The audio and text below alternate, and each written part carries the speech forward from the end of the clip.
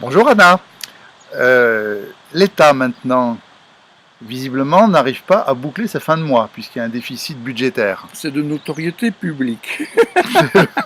Parfaitement. Comment fait l'État pour boucler son budget? Alors, dans une autre vidéo, j'ai bien dit que les États ont abandonné leur ancien pouvoir de création monétaire. Donc ils sont obligés d'emprunter, tout simplement.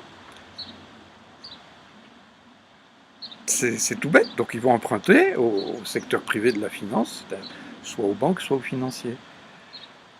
Une monnaie qui est majoritairement scripturale, qui n'est pas constituée de pièces et billets. Donc une monnaie qui elle-même est issue d'autres emprunts. C'est-à-dire que la planète fonctionne, elle est assise sur le mécanisme de l'emprunt qui est perverti par l'intérêt. Donc la dette française actuelle est surtout constituée du cumul des intérêts sur 30 ou 40 ans. Mais excusez-moi Anna, je pense à quelque chose.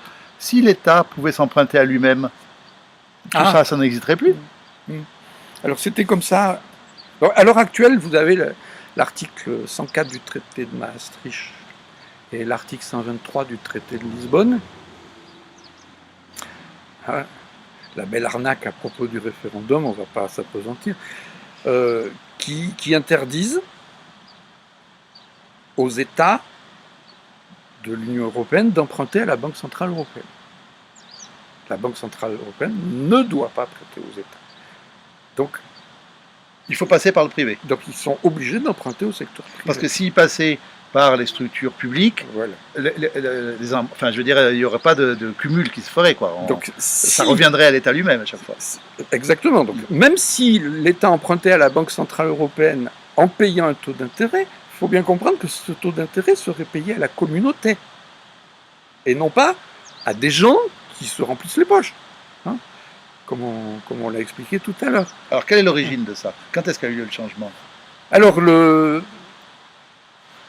l'article 104 du traité de Maastricht date en gros de 93, mais il y avait un ou deux précédents en 1936 et 1973. Donc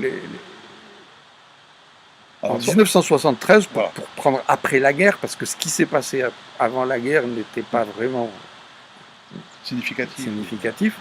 Hein. Donc c'est pendant le gouvernement de M.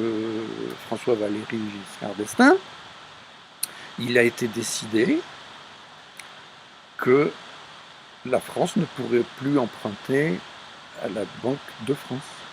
Ça a été décidé, c'est une loi. Donc ça a été décidé le 3 janvier 1973, vous notez bien la date, hein, donc c'est quand les gens cuvent le réveillon. Voilà, cuvent le réveillon, on va dire. On n'en a pas beaucoup entendu parler. Voilà, de ça. Donc l'État est obligé d'emprunter au secteur privé, donc il paye un intérêt au secteur privé qui s'enrichit et l'État s'appauvrit.